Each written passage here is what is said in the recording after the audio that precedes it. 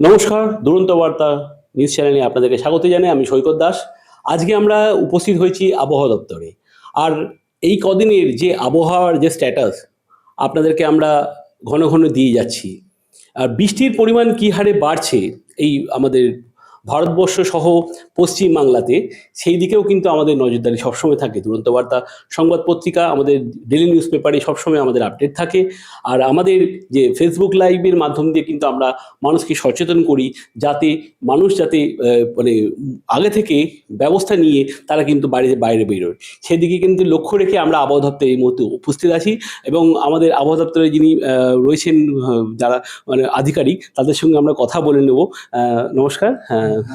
আমাদের দুরন্ত বার্তা নিউজ চ্যানেলে আপনাকে স্বাগত জানাই।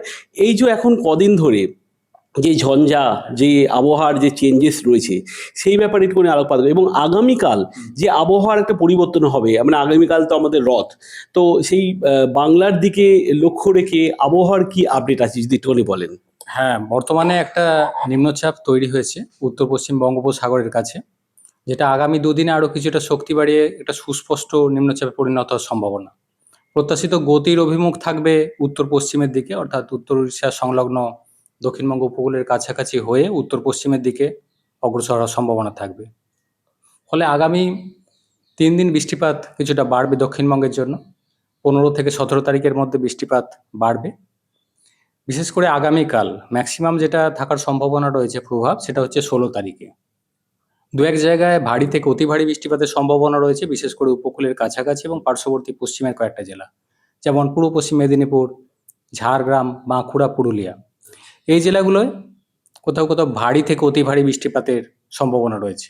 সেই সাথে যে পার্শ্ববর্তী জেলাগুলো রয়েছে, ইনক্লুডিং কলকাতা, উত্তর দক্ষিণ 24 পরগনা, হাওড়া, হুগলি, এই জেলাগুলোতেও আগামীকাল অর্থাৎ 16 তারিখ দু এক জায়গায় ভারী বৃষ্টিপাতের সম্ভাবনা রয়েছে। প্রধানত মেঘলা আকাশ থাকবে সারাদিন, কয়েক পশলা বৃষ্টিপাত থাকবে কলকাতা পার্শ্ববর্তী অঞ্চলে, দু এক জায়গায় ভারী বৃষ্টির সম্ভাবনা। বজ্রবিদ্যুতের সতর্কতা কিছুটা থাকছে, বিশেষ করে আজকের দিনটা বা কালকেও কিছুটা স্থানীয়ভাবে কোথাও কোথাও থাকার সম্ভাবনা রয়েছে বজ্রবিদ্যুৎ। সেই সময়টা যদি একটু বলা যায় তাহলে মানুষকে সচেতন করা যায়। হ্যাঁ, বজ্রবিদ্যুতের এক্সাক্ট টাইমটা আগে থেকে অতটা কোন সময় হবে সেটা আমাদের খুব বেশি আগে থেকে ওইভাবে টাইম স্পেসিফিক পিন পয়েন্ট করা হয় না। সেটা আমাদের নাওকাস্ট স্কেল যেটা আছে, সেটা 2-3 ঘন্টা আগে বলা হয় যে এক্সাক্ট কোন সময় হবে। যেমন বর্তমানে এখন যেটা রয়েছে, প্রেজেন্ট যেটা সিচুয়েশন, সেটা ঝাড়গ্রাম, পশ্চিম মেদিনীপুর, বাঁকুড়া, পূর্ব বর্ধমান, কিছুটা হুগলির কিছুটা অংশ, এই জেলাগুলোয় মানে নেক্সট 2-3 ঘন্টায়, এখন যেটা কারেন্ট কন্ডিশন, 2-3 ঘন্টায় কোথাও কোথাও বজ্রবিদ্যুতের সতর্কতা রয়েছে। এবং সেটা আগামী 2-3 দিনও থাকবে বজ্রবিদ্যুতের সতর্কতা। তবে সিভিয়ারিটি হিসাবে যেটা বেশি সম্ভাবনা থাকছে, সেটা হচ্ছে মেনলি বৃষ্টিপাতের কারণে।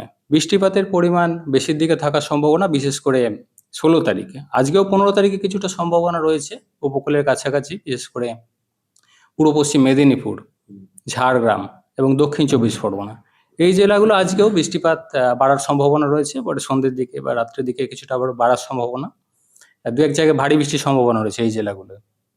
16 তারিখে দক্ষিণবঙ্গের জেলাগুলো বৃষ্টিপাত আরও বাড়ার সম্ভাবনা থাকছে, কারণ নিম্নচাপটা আরও দক্ষিণবঙ্গের কাছাকাছি আসার সম্ভাবনা থাকছে। ফলে দু এক জায়গায় ভারী থেকে অতি ভারী বৃষ্টিপাতের সতর্কতা, বিশেষ করে পূর্ব পশ্চিম মেদিনীপুর, ঝাড়গ্রাম, বাঁকুড়া, পুরুলিয়া, এই জেলাগুলোর প্রভাব বেশি থাকবে। এবং এর কাছাকাছি যে জেলাগুলো রয়েছে, যেমন কলকাতা, উত্তর দক্ষিণ 24 পরগনা, হাওড়া, হুগলি, এই জেলাগুলোতেও 16 তারিখে দু এক জায়গায় ভারী বৃষ্টিপাতের সম্ভাবনা রয়েছে। 17 তারিখে কিছুটা সম্ভাবনা থাকবে পশ্চিমের কয়েকটা জেলা, যেমন ঝাড়গ্রাম, পুরুলিয়া, বাঁকুড়া, পশ্চিম বর্ধমান, এই জেলাগুলো 17 তারিখ বৃষ্টিপাতের পরিমাণ বেশি থাকবে। দু এক জায়গায় এই জেলাগুলোতে ভারী বৃষ্টির সম্ভাবনা থাকছে। অর্থাৎ মেন এই যে নিম্নচাপটা রয়েছে, তার প্রভাব মূলত 15 থেকে 17-র মধ্যে বেশি থাকবে। তারপরে বৃষ্টিপাত কিছুটা কমে যাবে, বৃষ্টিপাতের পরিমাণ তারপর কমবে দক্ষিণবঙ্গের জন্য। আচ্ছা, এই যে বর্ষা আগত, আমরা তো জানি বর্ষা কিছুদিনের মধ্যেই আগত। তো এই যে বিক্ষিপ্ত বৃষ্টি, বলছেন যে সেখানে কিছু কিছু জায়গায় বৃষ্টি হচ্ছে, কিছু কিছু জায়গায় বৃষ্টি হচ্ছে না। তো এই বর্ষা মানে একেবারে মানে যাকে বলে একদম মনসুন সিজন, এইটা কোন সময় থেকে মনে হচ্ছে যে আসতে পারে? না, বর্ষা অলরেডি দক্ষিণবঙ্গে এসে গেছে। দক্ষিণবঙ্গে তো জুন 12 তারিখ নাগাদ বর্ষা প্রবেশ করেছে। শুরুতে যেটা ছিল যে বিক্ষিপ্তভাবে বৃষ্টিপাত হচ্ছিল, কোথাও কোথাও হচ্ছে, কোথাও কখনো শুকনো থাকছে, কিন্তু থ্রু আউট সিজনে তো ডেলি একরকম থাকে না। থ্রু আউট বর্ষাকাল যেটা আমাদের পিরিয়ড যেটা নেওয়া হয় জেনারেলি জুনের 10 তারিখের পর থেকে স্বাভাবিক যে পিরিয়ডটা দক্ষিণবঙ্গে, তারপর অক্টোবরের ফার্স্ট সেকেন্ড উইক পর্যন্ত। কিন্তু এই যে 4 মাসের পিরিয়ড ডেইলি যে একই রকম হবে সেটা না।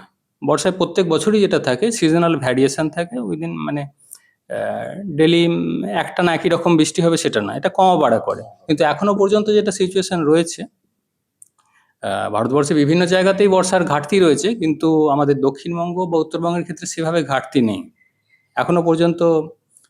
জুন থেকে শুরু করে জুলাইয়ের আজ পর্যন্ত স্বাভাবিকের কাছাকাছিই রয়েছে বৃষ্টিপাত, ফলে এখানে আমাদের রাজ্যে সেভাবে ঘাটতি এখনো নেই। তো বর্ষা মোটামুটি স্বাভাবিকের কাছাকাছি চলছে এখনো পর্যন্ত, কিন্তু আচ্ছা, থ্রু আউট একরকম থাকে না, সেটা ডিপেন্ড করছে কিরকম সিস্টেম থাকছে। নিম্নচাপ কিছু থাকলে সেই সময় বেড়ে যাবে, আবার কিছু সিস্টেম চলে গেলে তখন আবার বিক্ষিপ্তভাবে বৃষ্টিপাত হয়। তবে আগামী 3 দিন বৃষ্টিপাত বাড়বে দক্ষিণবঙ্গে। এই মানে যারা মাঝি ভাই তাদের জন্য কি সতর্কীকরণ কিছু এরকম ওদের কি চেঞ্জেস আছে? মৎস্যজীবীদের জন্য সতর্কতা ইস্যু করা হয়েছে আগামী এই 15 তারিখ থেকে 18 তারিখ পর্যন্ত, যেহেতু সমুদ্রে নিম্নচাপ তৈরি হয়েছে, ফলে দমকা হাওয়া থাকার সম্ভাবনা রয়েছে 35 থেকে 45 কিলোমিটার প্রতি ঘন্টা, বা সেটা কখনো কখনো দমকা বেড়ে 55 কিলোমিটার পার আওয়ার থাকার সম্ভাবনা রয়েছে। ফলে মৎস্যজীবীদের 18 তারিখ পর্যন্ত সমুদ্রে না যাওয়ার পরামর্শ দেওয়া হয়েছে। মানে এতটাই মানে ভয়াবহ হতে পারে সেটা কি মনে হচ্ছে যে হ্যাঁ, দমকা হাওয়া সমুদ্রে রয়েছে। মৎস্যজীবীদের যেহেতু যে বোটগুলো আছে সেগুলো তো খুব হেভি ওয়েট না, লাইট ওয়েট, ফলে সেই কারণে যদি 55 কিলোমিটার পার আওয়ার দমকা হাওয়া থাকে, সেই সাথে বৃষ্টিপাত রয়েছে, ফলে সতর্কতা রয়েছে মৎস্যজীবীদের জন্য, সমুদ্রে না যাওয়ার পরামর্শ দেওয়া হয়েছে।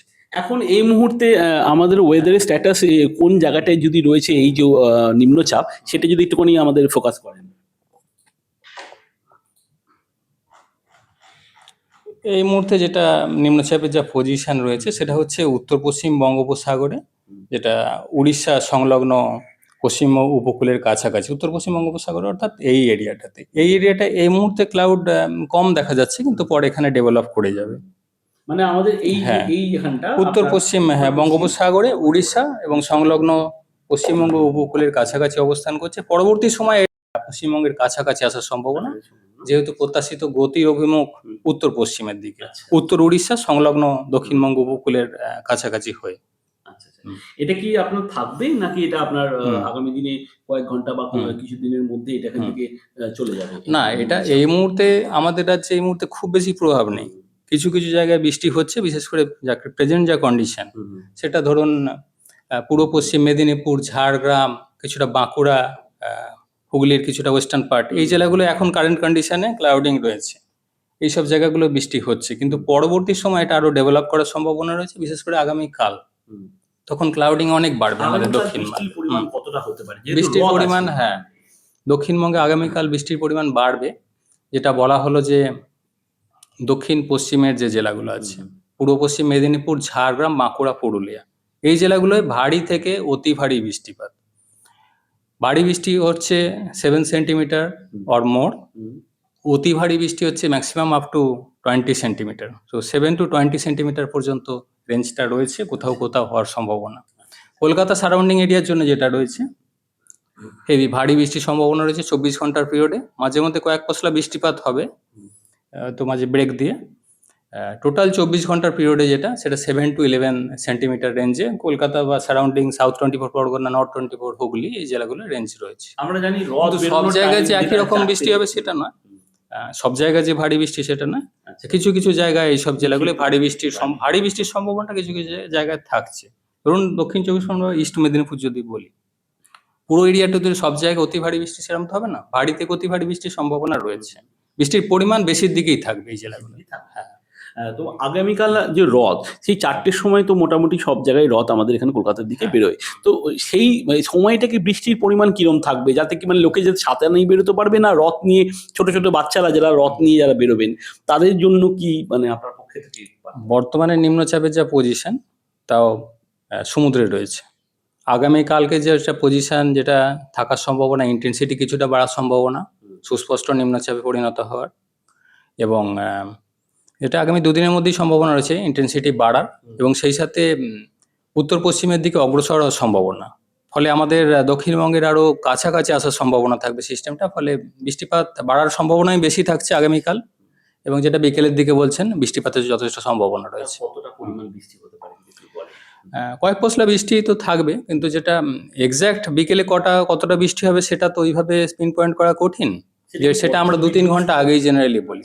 বজ্রবিদ্যুতের তীব্রতার থেকেও যেটা তীব্রতা বেশি, যেটা সতর্কতা মেন রয়েছে আগামী কালকের জন্য, সেটা হচ্ছে বৃষ্টিপাতের কারণে। হ্যাঁ, ভারী বৃষ্টি বা দু এক জায়গায় ভারী থেকে অতি ভারী বৃষ্টি যেটা বলা হয়েছে। বজ্রপাতও থাকবে, কিন্তু বজ্রপাতের তীব্রতা হয়তো কমের দিকে। মানে কলকাতা, হাওড়া, হুগলি এই হ্যাঁ, যে চারটি হ্যাঁ। জেলাতে বজ্রপাতের থেকেও বজ্রপাত সেরকম খুব সিভিয়ারিটি এক্সপেক্ট করা হচ্ছে না কালকের জন্য কলকাতা, হাওড়া, হুগলি। হয়তো হালকা থান্ডারিং, লাইটনিং অ্যাক্টিভিটি, বজ্রপাতের সেরকম সিভিয়ারিটির চান্স কম। কমবে। মেন হচ্ছে বৃষ্টিপাতের পরিমাণটা বেশির দিকে থাকার সম্ভাবনা আগামীকাল। অসংখ্য ধন্যবাদ। আপনার নামটা একটু বলুন সৌরিশ বন্দ্যোপাধ্যায়। আর আপনার পরিচয়, মানে কি ডিপার্টমেন্টে আছে? হ্যাঁ, আমাদের weather department, weather section, scientist D. আমরা আবহাওয়া দপ্তরের সমস্ত বার্তা, দুরন্ত বার্তার মাধ্যম দিয়ে আমরা এই বার্তা পৌঁছে দিলাম। কারণ আগামীকাল থেকে বর্ষার পরিমাণ কি থাকবে, কিভাবে মানুষ এগোবে, এবং মৎস্যজীবী যারা নৌকা নিয়ে যারা গঙ্গা পাড়ে অথবা সমুদ্রের কাছে যান, তাদের জন্য সৌরজবাবু কিন্তু বার্তা দিয়ে দিলেন যে তারা এই কদিন যেন ওইরকম মানে ঝুঁকি নিয়ে যেন তারা মাছ ধরতে না যান, সেদিকেও কিন্তু উনি লক্ষ্য রেখে ওনাদেরকেও বার্তা দিলেন। আমরা এরকম আপডেট আপনাদেরকে প্রায়ই আমরা দিতে থাকবো। আমাদের ফলো করুন, আমাদেরকে সাবস্ক্রাইব করুন, এবং আমাদের news paper, daily news paper দুরন্ত বার্তা অবশ্যই আপনারা ক্রয় করুন, পড়ুন। ধন্যবাদ।